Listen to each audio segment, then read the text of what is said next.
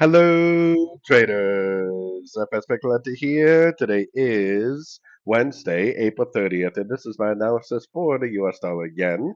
If you haven't done so yet, definitely do check out my free Discord channel, which is linked over here in the corner at the end of the video.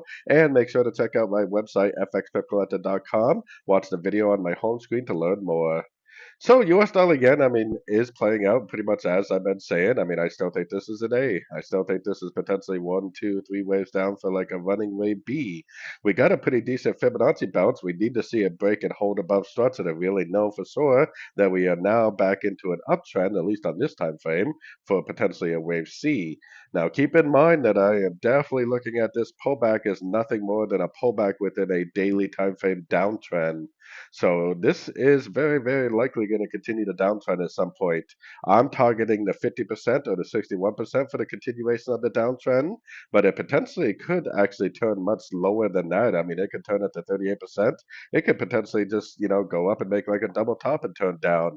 So just keep in mind, I do think it is going to potentially go up. Just keep in mind that the daily time frame is down. And when you trade with the daily time frame trend, more often than not, you're going to end up being correct.